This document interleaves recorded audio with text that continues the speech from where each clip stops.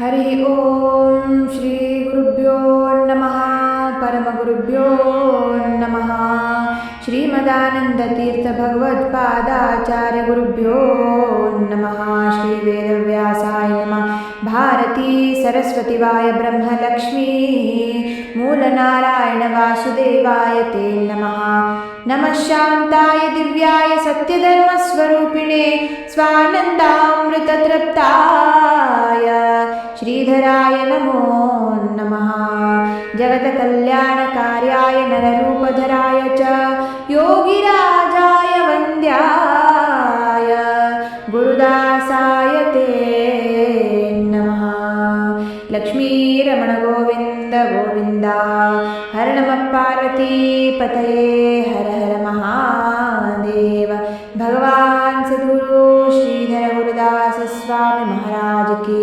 ಜಯ. ಪ್ರಥಮ ವಂದನ ತುಜಲಾ ಗಜಾನನ, ಪ್ರಥಮ ವಂದನ ತುಜಲಾ ಗಜಾನನ, ಪಾರ್ವತಿ ತನಯ ಹೇ ಶಿವನಂದನ, ಪಾರ್ವತಿ ತನಯ ಹೇ ಶಿವನಂದನ, ಪ್ರಥಮ ವಂದನ ತುಜಲಾ. ವಿದ್ಯಾರಂಭಿ ತವ ಪೂಜನ ಹೇ, ವಿದ್ಯಾರಂಭಿ ತವ ಪೂಜನ ಹೇ, ವಿದ್ಯಾದಾಯಕ ಬುದ್ಧಿ ಪ್ರದಾಯಕ, ವಿದ್ಯಾದಾಯಕ ಬುದ್ಧಿ ಪ್ರದಾಯಕ, ಕಾರ್ಯಾರಂಭಿ ತವ ಪೂಜನ ಹೇ, ಸಕಲ ದೇವಾದಿದೇವಾ,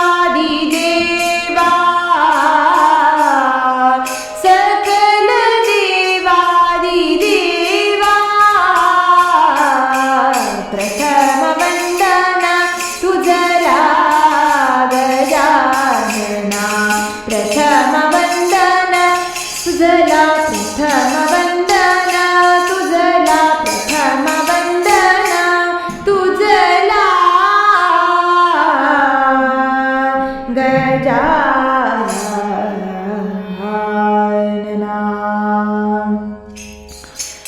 ಗುಕಾರಸ್ತ್ವಂದಕಾರಃ ಸ್ಯಾತ್ ಋಕಾರಸ್ತನ್ನಿವರ್ತಕಃ, ಅಂಧಕಾರ ನಿವರ್ತಿತ್ವಾತ್ ಗುರುರಿತ್ಯಾಭಿಧೀಯತೆ.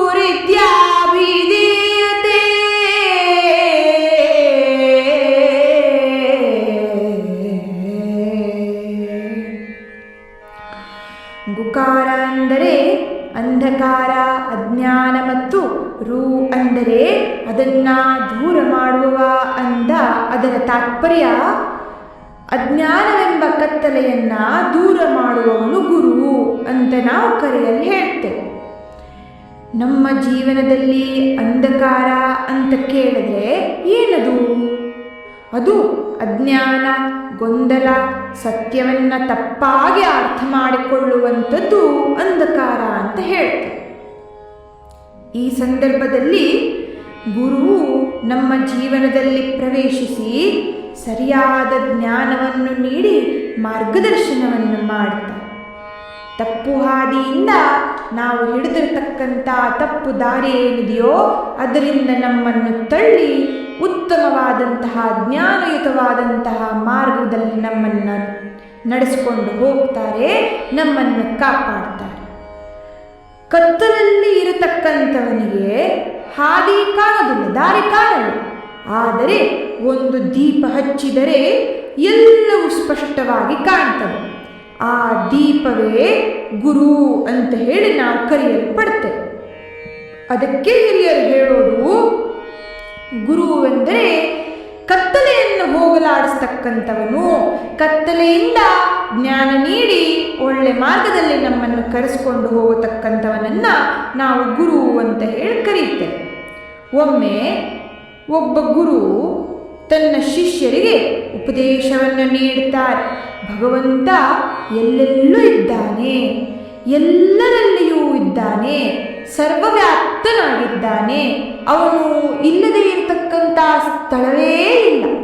ಅವನು ಭಗವಂತನು ಎಲ್ಲರಲ್ಲಿ ಇರುವುದರಿಂದಲೇ ನಮಗೆ ಕಷ್ಟಗಳು ದುಃಖಗಳು ಬಂದಾಗ ಭಗವಂತ ಬೇರೆ ಬೇರೆ ರೂಪದಲ್ಲಿ ಬಂದು ನಮ್ಮನ್ನು ಕಾಪಾಡ್ತಾನೆ ಅಂತ ಹೇಳಿ ಜ್ಞಾನವನ್ನು ನೀಡುವಾಗ ಎಲ್ಲ ಶಿಷ್ಯರು ಈ ಮಾತನ್ನು ಕೇಳಿದಾಕ್ಷಣ ಹೌದು, ಈ ವಿಚಾರ ನಿಜ ಅಂತ ಹೇಳಿ ಅರ್ಥ ಜ್ಞಾನವನ್ನು ಮನಸ್ಸಿನಲ್ಲಿ ತುಂಬಿಸಿಕೊಂಡು ಗುರುಗಳ ಎದುರುಗಡೆ ನಮಸ್ಕಾರವನ್ನು ಮಾಡಿ ಹೋಗ್ತಾರೆ.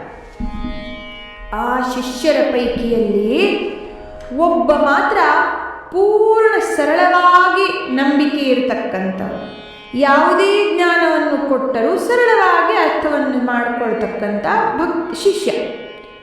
ಒಂದು ದಿನ ಈ ವಿಚಾರವನ್ನು ಕೇಳಿಕೊಂಡು ಹಾಗೆ ಒಂದು ದಿನ ಅವನು ರಸ್ತೆಯಲ್ಲಿ ಏನೋ ಕೆಲಸಕ್ಕಾಗಿ ಹೋಗ್ತಿರ್ಬೇಕಾದ್ರೆ ನಡೆದುಕೊಂಡು ಹೋಗ್ತಾ ಇದ್ದ.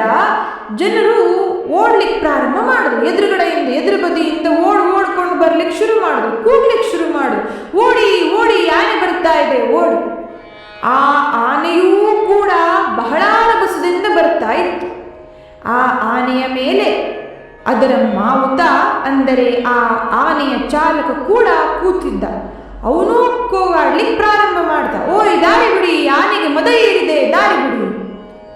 ಆದರೆ ಇದೆಲ್ಲವನ್ನು ನೋಡಿದಂತಹ ಶಿಷ್ಯ ಅಲ್ಲೇ ನಿಂತ.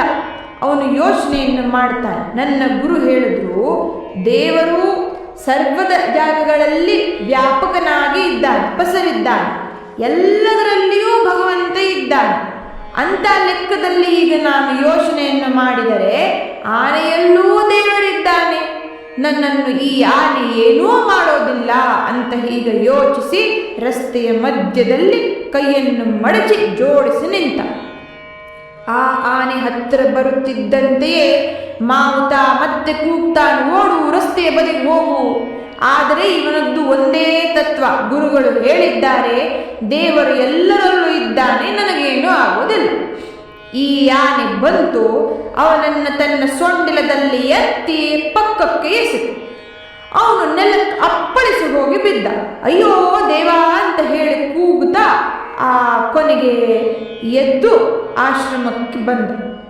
ಗುರುಗಳ ಹತ್ರ ಬಂದು ದೂರು ಕೊಟ್ಟ, ಗುರುವೇ ನೀವು ಹೇಳಿದ್ರಲ್ಲ ದೇವರು ಎಲ್ಲೆಲ್ಲೂ ಇದ್ದಾನೆ ಅಂತ, ಆದರೆ ಈ ಆನೆಯು ನನಗೆ ಬಂದು ನಾನು ಭಗವಂತನಿದ್ದಾನೆ ಅಂತ ಹೇಳಿ ನಾನು ನಿಂತಿದ್ದೆ, ಆದರೆ ಈ ಆನೆ ನನ್ನನ್ನು ಎಸೀತು, ನನಗೆ ತೊಂದರೆಯನ್ನು ಉಂಟು ಮಾಡಿತು. ಗುರುಗಳು ನಕ್ಕಿ ಹೇಳಿದ್ರು, ಹೌದು ಮಗು, ಆನೆಯಲ್ಲೂ ಭಗವಂತನೇ ಇದ್ದಾನೆ, ಆದರೆ ಆ ಆನೆಯ ಮೇಲೆ ಕೂತಿರ್ತಕ್ಕಂಥ ಮಾವುತನಲ್ಲೂ ದೇವರಿದ್ದಾನೆ.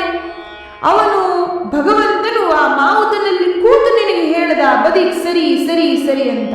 ಅವನು ಕೂಗಿದಾಗ ನಿನಗೆ ಯಾಕೆ ಕೇಳಿಲ್ಲ? ಅದು ಯಾಕೆ ನಿನಗೆ ಅರಿವಾಗಲಿಲ್ಲ ಭಗವಂತ ಮಾವುತನಲ್ಲೂ ಇದ್ದಾನೆ ಅನ್ನೋದು? ಆದರೆ ಈ ವಿಚಾರಗಳು ಯಾವುದೇ ಜ್ಞಾನ ವಿಚಾರಗಳಿರಲಿ, ಗುರುವಾಗಿರ್ತಕ್ಕಂಥವನು ನಮಗೆ ಜ್ಞಾನ ನೀಡೋದಲ್ಲದೆ ಅನುಭವದ ಮೂಲಕ ನಮಗೆ ಉತ್ತಮ ಮಾರ್ಗವನ್ನು ತೋರಿಸಿಕೊಡುತ್ತಾರೆ. ಆದ್ದರಿಂದ ಗುರುವಿಲ್ಲದೆ ನಮಗೆ ಮುಕ್ತಿಯೇ ಇಲ್ಲ ಎಂಬುದಾಗಿ ಜ್ಞಾನಿಗಳು ಹೇಳ್ತಾರೆ. ಗುರುವು ಕೇವಲ ಆದೇಶ ಮಾಡೋದಿಲ್ಲ, ಉಪದೇಶ ಮಾಡೋದಿಲ್ಲ.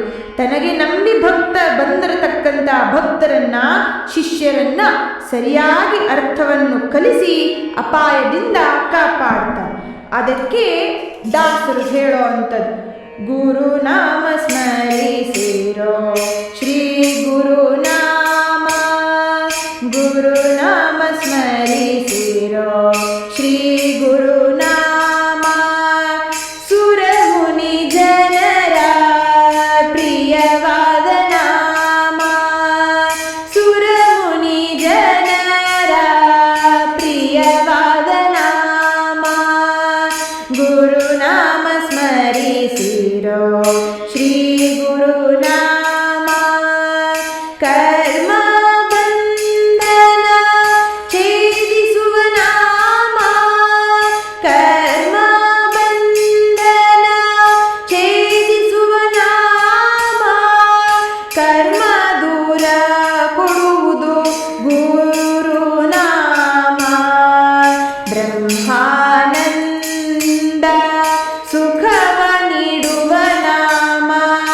ಬ್ರಹ್ಮಾನಂದ ಸುಖವ ನೀಡುವ ನಾಮ, ಧರ್ಮ ಜಾಗಿಸಿ ಕೊಡುವುದು ಶ್ರೀ ಗುರುನಾಮ, ಧರ್ಮ ಜಾಗಿಸಿ ಕೊಡುವುದು ಶ್ರೀ ಗುರುನಾಮ.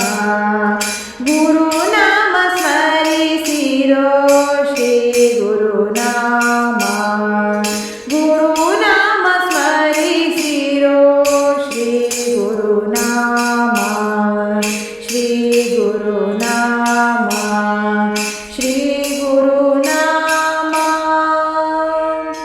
ಭಗವಾನ್ ಸದ್ಗುರು ಶ್ರೀಧರ ಸ್ವಾಮಿ ಮಹಾರಾಜ್ ಕಿ ಜೈ. ಗುರುವು ನಮ್ಮ ಜೀವನದಲ್ಲಿ ಸದಾ ಹೆಜ್ಜೆ ಹೆಜ್ಜೆಗೂ ನಮ್ಮ ರಕ್ಷಣೆಗಾಗಿ ಟೊಂಕ ಕಟ್ಟಿ ನಿಂತಿರುತ್ತಾನೆ.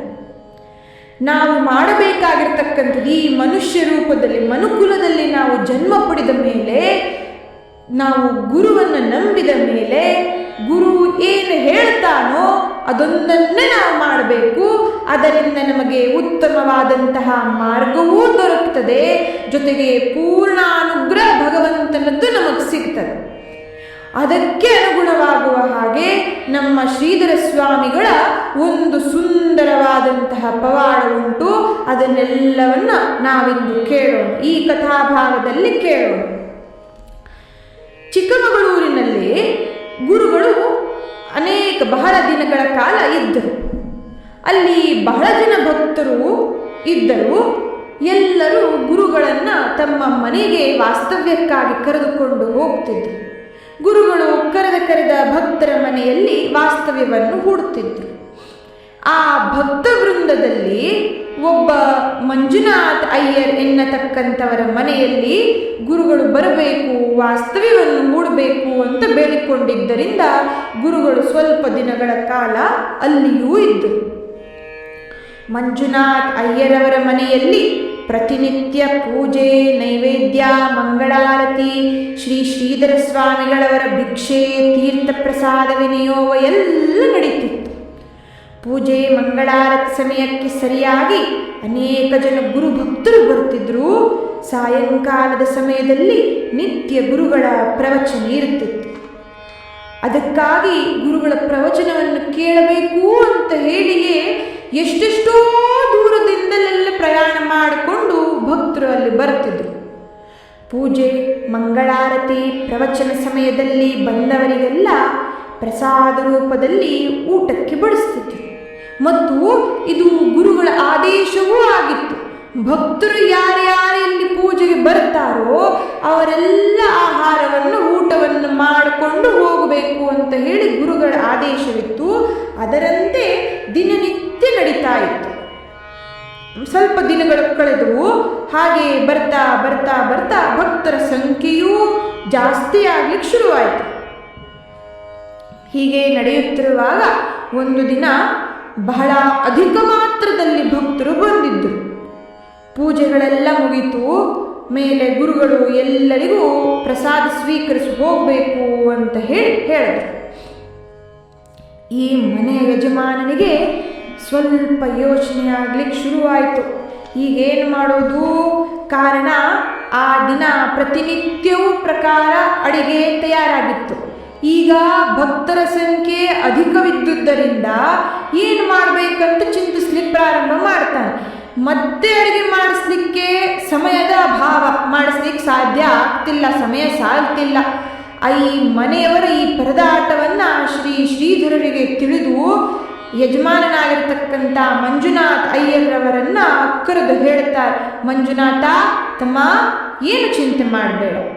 ಜಗತ್ತಿನ ಸರ್ವ ಜೀವರಾಶಿಗಳಿಗೆ ಆಹಾರವಿತ್ತು ಸಹಾಯವನ್ನ ಆ ಸಲಹುವ ಮಾತೆಯಾದ ಅನ್ನಪೂರ್ಣೆಯು ನಿನ್ನ ಮೇಲೆ ಪೂರ್ಣಾನುಗ್ರಹ ಮಾಡಿದ್ದಾಳೆ. ಏನು ತೊಂದರೆಯಾಗೋದಿಲ್ಲ. ಬಂದಿರುವವರಿಗೆಲ್ಲರನ್ನ ಎಲೆಯನ್ನು ಹಾಕಿಸು, ಎಲ್ಲರೂ ಊಟಕ್ಕೆ ಬಡಿಸುವಂತ ಆಜ್ಞೆಯನ್ನು ನೀಡಿ ತಾವೇ ಸ್ವತಃ ಆ ಪಾಕಶಾಲಕ್ಕೆ ಹೋಗಿ ಅಡುಗೆಯನ್ನು ಮಾಡುತ್ತಿದ್ದವರನ್ನು ಕರೆದು, ಮಕ್ಕಳ, ಮಾಡಿರತಕ್ಕಂಥ ಅಡುಗೆ ಪಾತ್ರೆಗಳನ್ನೆಲ್ಲ ತಂದು ಒಂದು ಬದಿಯಲ್ಲಿ ಇಡಿ. ಮತ್ತೆ ಆ ಪಾತ್ರೆಗಳಿಗೆ ಮುಚ್ಚಿರತಕ್ಕಂಥ ಮುಚ್ಚಳಗಳನ್ನೆಲ್ಲ ತೆಗೆಯಿರಿ. ಎಣ್ಣೆ, ತುಪ್ಪ, ಮಜ್ಜಿಗೆ, ಹಾಲು, ಅನ್ನ, ಮೊಸರು, ಸಾಂಬಾರು, ಬಜ್ಜಿ ಎಲ್ಲವನ್ನು ಒಂದು ಕಡೆ ಜೋಡಿಸಿ ಇಡಿ ಅಂತ ಹೇಳಿ ಗುರುಗಳು ಹೇಳಿದರು. ಅವರು ಹೇಳಿದಂತೆಯೇ ಗುರುಗಳ ಆಜ್ಞೆಯಂತೆಯೇ ತಾವು ಮಾಡಿಟ್ಟಿರತಕ್ಕಂಥ ಎಲ್ಲ ಅಡಿಗೆಯನ್ನು ಗುರುಗಳ ಮುಂದೆ ಒಂದು ತಂದು ಇಟ್ಟರು. ತಾವು ಗುರುಗಳು ಹೊದ್ದಿರತಕ್ಕಂಥ ಉತ್ತರಿಕೆಯನ್ನು ಜೋಡಿಸಿ ಆ ಇಟ್ಟಿರತಕ್ಕಂಥ ಅಡಿಗೆಯ ಪಾತ್ರೆಗಳ ಮೇಲೆ ಮುಚ್ಚಿ ತಮ್ಮ ಕಮಂಡಲದಿಂದ ನೀರನ್ನು ಕೈಗೆ ಬಗ್ಗಿಸಿಕೊಂಡು ಮುಚ್ಚಿರ್ತಕ್ಕಂಥ ಬಟ್ಟೆಯ ಮೇಲೆ ಪ್ರೋಕ್ಷಿಸಿದರು. ಸುಮಾರು 2-3 ನಿಮಿಷಗಳ ಕಾಲ ಧ್ಯಾನವನ್ನು ಮಾಡಿ ಗುರುಗಳು ಮುಚ್ಚಿದ ವಸ್ತ್ರವನ್ನು ತೆಗೆದು ಶಿಷ್ಯರ ಕೈಗೆ ಕೊಟ್ಟು ಮನೆಯ ಯಜಮಾನನನ್ನು ಕರೆದು, ಮಂಜುನಾಥ, ಎಲ್ಲರಿಗೂ ಎಲೆ ಹಾಕಿ ಕೂಡ್ರಿಸಿ ಬಡಿಸುವಂತೆ ಹೇಳು. ಎಲ್ಲರ ಊಟವಾದ ಮೇಲೆ ನನ್ನ ಭಿಕ್ಷೆಯಾಗಲಿ ಅಂತ ಹೇಳಿ ಏನೂ ಯೋಚಿಸಬೇಡ ಅಂತ ಹೇಳಿ ಆದೇಶವಿತ್ತು. ಮನೆಯ ಎಲ್ಲ ಕಡೆಗಳಲ್ಲೂ ಎಲೆಯನ್ನು ಹಾಕಿಸಿ ಬಂದು ಎಲ್ಲ ಭಕ್ತರನ್ನು ವರ್ಣಾಶ್ರಮದ ಪ್ರಕಾರ ಊಟಕ್ಕೆ ಕೂರಿಸಿ ಎಲ್ಲರಿಗೂ ಯಾರೂ ಊಟ ಮಾಡದೇ ಹೋಗಬಾರದೆಂಬುದಾಗಿ ಗುರುಗಳ ಆಜ್ಞೆ ಇದೆ ಅಂತ ಹೇಳಿ ಎಲ್ಲರಿಗೂ ಗುರುಗಳು ಹೇಳಿದ ಪ್ರಕಾರ ಊಟಕ್ಕೆ ಕೂಡಿಸಿದ್ರು. ಗುರುಗಳು ಶ್ರೀಧರ ಸ್ವಾಮಿಗಳು ತಾವೇ ಖುದ್ದಾಗಿ ಎಲ್ಲ ಕಡೆಗಳಲ್ಲಿ ಓಡಾಡುತ್ತಾ ಎಲ್ಲ ಮೇಲ್ವಿಚಾರಣೆಗಳನ್ನು ನೋಡಿದ್ರು. ಊಟ ಬಡಿಸುವವರ ಅಡಿಗೆಯನ್ನ ಆ ಪಾತ್ರೆಗಳಲ್ಲಿ ಹಾಕಿ ಹಾಕಿ ಹಾಕಿ ತೆಗೆದುಕೊಂಡು ಬಡಿಸಲಿಕ್ಕೆ ಪ್ರಾರಂಭ ಮಾಡಿದ್ರು. ಮೊದಲನೆಯ ಪಂಕ್ತಿಯಲ್ಲಿ ಜನರು ಕೂತರು, ಊಟವಾಯಿತು. ಎರಡನೆಯ ಪಂಕ್ತಿಯದ್ದು ಊಟವಾಯಿತು. ಮೂರನೆಯ ಪಂಕ್ತಿಯದ್ದು ಊಟವಾಯಿತು. ಹೀಗೆ ಎಲ್ಲರಿಗೂ ಬಡಿಸ್ತಾ ಇದ್ರು. ಬಡಿಸುವವರಿಗೆ ಅಡಿಗೆ ಸಾಕಾಗ್ತದೆಯೋ ಇಲ್ಲವೋ ಹೇಗೆ ಎಂಬ ಯೋಚನೆಯೂ ಕೂಡ ಅವರಿಗೆ ಬರಲಿಲ್ಲ. ಯಾಕೆಂದರೆ ಅವರು ತೋಡಿ ತೋಡಿ ಬಡಿಸ್ತಾನೇ ಇದ್ದರು. ಆ ಅಡಿಗೆ ಪಾತ್ರೆಯಲ್ಲಿ ಇರತಕ್ಕಂಥ ಅಡಿಗೆ ಹಾಗೇ ಇತ್ತು. ಆದ್ದರಿಂದ ಅವರು ಯಾರಿಗೂ ಚಿಂತೆಯಾಗಲಿಲ್ಲ. ಆದರೆ ಈ ಮನೆಯ ಯಜಮಾನನಿಗೆ, ಮನೆಯವರಿಗೆಲ್ಲ ಬಹಳ ಹೊತ್ತಾಯಿತು, ನಮ್ಮ ಗುರುಗಳಿಗೆ ಭಿಕ್ಷೆ ಆಗಲಿಲ್ಲ ಎಂಬುದಾಗಿ ಚಿಂತೆಯಾಗಲಿ ಪ್ರಾರಂಭವಾಯಿತು. ಗುರುಗಳು ಎಲ್ಲರ ಊಟವಾದ ಮೇಲೆ ಮಂಜುನಾಥ, ಮನೆಯವರಿಗೂ ಕೂಡ ಊಟಕ್ಕೆ ಕೂರ್ಲಿಕ್ಕೆ ಹೇಳಿದ್ರು. ಮನೆಯವರು ಸಾಷ್ಟಾಂಗ ನಮಸ್ಕರಿಸಿ ಈ ಪವಾಡವನ್ನು ನೋಡಿರ್ತಕ್ಕಂಥ ಭಕ್ತರೆಲ್ಲರೂ ಗುರುಗಳಿಗೆ ನಮಸ್ಕರಿಸಿ ಹೇಳಿದರು, ಗುರುವೇ, ನೀವು ಭಿಕ್ಷೆಯನ್ನು ಸ್ವೀಕರಿಸದೆ ನಾವು ಅನ್ನವನ್ನು ಸೇವಿಸುವುದಿಲ್ಲ ಅಂತ ಹೇಳಿ ಪ್ರಾರ್ಥಿಸಿದರು. ಅದಕ್ಕೆ ಕೃಪಾಳವಾಗಿರತಕ್ಕಂಥ ಭಕ್ತಾಭಿಮಾನಿಯಾಗಿರತಕ್ಕಂಥ ಗುರುಗಳು ಹ್ಞೂ ಸರಿ ಅಂತ ಹೇಳಿ ಒಪ್ಪಿದ್ರು. ಈ ಹೂ ಅಂತಕ್ಕಂಥದ್ದನ್ನು ಕೇಳಿದ ಕೂಡಲೇ ಗುರುವಾಕ್ಯವನ್ನು ಆಲಿಸಿದಂತಹ ಶಿಷ್ಯರು ಅವರು ಅಡಿಗೆಯನ್ನೆಲ್ಲ ತಂದು ಹರಿವಾಣದಲ್ಲಿ ಹಾಕಿ ಗುರುಗಳ ಆ ಭಿಕ್ಷಾ ವಿಧಿಯ ಪ್ರಕಾರ ಒಂದು ಬೊಗಸೆ ತುಂಬ ಭಕ್ತಿ ಭಾವದಿಂದ ಭಿಕ್ಷೆಯನ್ನು ನೀಡಿದರು. ಈ ಭಿಕ್ಷೆಯಾದ ನಂತರ ಶ್ರೀಧರ ಗುರುಗಳು ಅಯ್ಯರ್ ಮನೆಯವರನ್ನು, ಶಿಷ್ಯರನ್ನು, ಪಾಚಕರನ್ನು, ಇನ್ನು ಊಟವಾಗದೆ ಅಲ್ಲೇ ಇರತಕ್ಕಂಥ ಕೆಲಸದವರನ್ನ ಎಲ್ಲರನ್ನೂ ಊಟಕ್ಕೆ ಕೂತ್ಕೊಳ್ಳಿಕ್ಕೆ ಹೇಳಿದರು. ಎಲ್ಲರ ಊಟವಾಯಿತು. ಎಲ್ಲರಿಗೂ ಸಾಕಾಗುವಷ್ಟು ಅಡುಗೆ ಇತ್ತು. ಆದರೆ ಕುಡಿಯುವ ನೀರು ಮಾತ್ರ ಕೊನೆಯ ಪಂಕ್ತಿಯಲ್ಲಿ ಕೂತವರಿಗೆ ಸಾಕಾಗಲಿಲ್ಲ. ಈಗ ನಮ್ಮಲ್ಲಿ ಒಂದು ಪ್ರಶ್ನೆ ಜಾಗೃತವಾಗಬಹುದು. ಗುರುಗಳು ಎಲ್ಲ ಅಡುಗೆ ಎಲ್ಲರಿಗೂ ಸಾಲುವ ಹಾಗೆ ಆಶೀರ್ವಾದವನ್ನು ಮಾಡಿದ್ರು, ನೀರು ಯಾಕೆ ಸಾಕಾಗಲಿಲ್ಲ?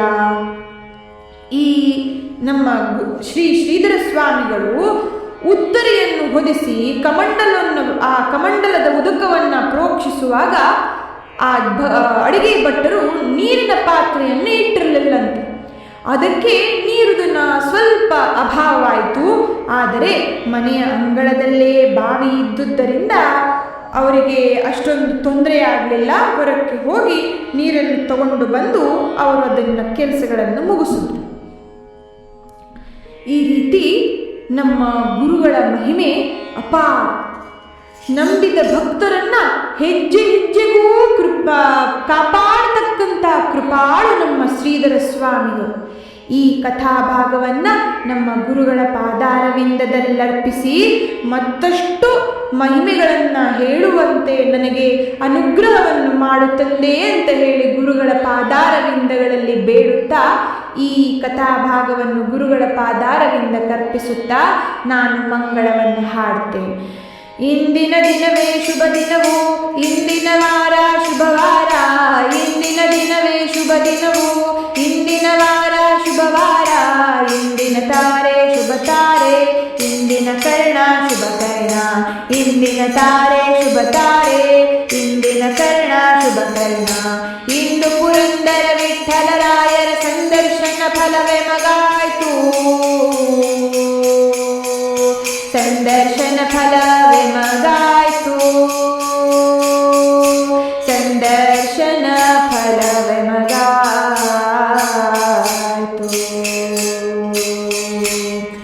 ಎನ್ನ ಕಡೆ ಹಾಯಿಸುವುದು ನಿನ್ನ ಭಾರ, ನಿನ್ನ ನೆನೆಯುತ್ತಲಿರುವುದು ಎನ್ನ ವ್ಯಾಪಾರ. ಎನ್ನ ಕಡೆ ಹಾಯಿಸುವುದು ನಿನ್ನ ಭಾರ, ನಿನ್ನ ನೆನೆಯುತ್ತಲಿರುವುದು ಎನ್ನ ವ್ಯಾಪಾರ. ಎನ್ನ ಇಹ ಪರಕ್ಕೆ ನೀನೇ ಗತಿ.